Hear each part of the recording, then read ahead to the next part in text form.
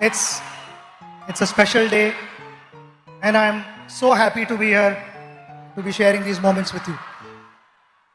My father came from a very, very humble background, had a challenging life because the pockets were not deep. We stayed in two rooms in a chawl, which was a kitchen cum bedroom and a living room cum bedroom. And why I'm saying this is because my father was extremely passionate about academics. He became a professor, he also was a poet, and he continued to chase his dream. He did not have the best of facilities, but he made the best of what he had. So in those two rooms, he found a corner and stood first in BA and MA and won gold medal.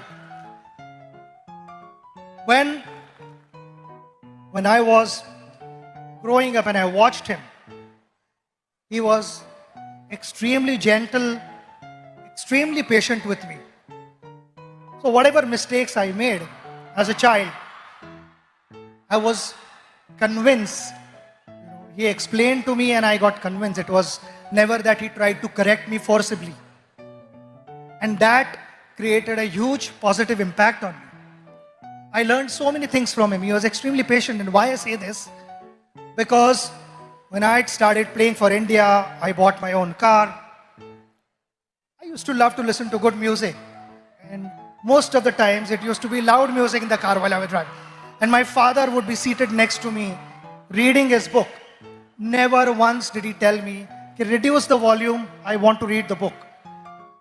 He was focused and the outside noise did not matter to him. And that's something that I learned from him. Being a good person, it's a practice that every morning you wake up and you remind yourself that you are going to behave in a particular way, which is, I feel, kind of conveys how your parents have brought you up. And that is something which I will always carry for the rest of my life because that's the impression my father left with me. Awesome, sir. Sachin, sir, in both academics and sports, students today face immense pressure to perform. From your experience, how do you deal with this pressure? Pressure is on everyone at every level. You meet any individual in this room, we will have pressure. There are two types of pressures. One is external and one is internal pressure. External pressure is all about what the world is saying about you. I think in today's world, when social media is so active, people want to know what is being said about myself. Generally, every individual is bothered about that. When I went out to bat, you have to learn how to use that to your advantage. When I went out to bat, I used to get reception like this, which was fantastic. Sometimes it was overwhelming. Sometimes I felt I was not in the frame of mind to start my innings. I just needed that break. I needed the crowd to settle down a bit.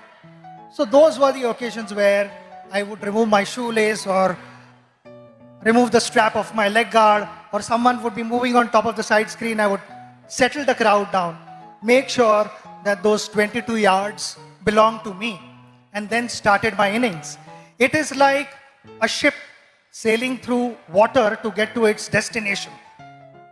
But the moment there are holes in those ship and the water starts seeping in, the ship starts sinking.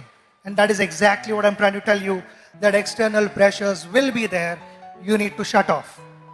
You need to stay focused on what you want to achieve in life. We come to internal pressure. Internal pressure is actively led by your conscious mind. When your conscious mind is moving ahead of the moment, it starts putting multiple scenarios in your head which are imaginary. Failure, consequences, disappointments, and all these things they kind of freeze you. They increase the pressure. The idea is to stay in that moment. When I went to bat, people talk about, he was in that zone and that's why he batted well. And what is that zone? That zone is all about surrendering yourself to your subconscious mind, which knows what to do. It is always the conscious mind, as we call it. The monkey over your shoulder would be putting doubts in your head. And while batting, also sometimes that would happen.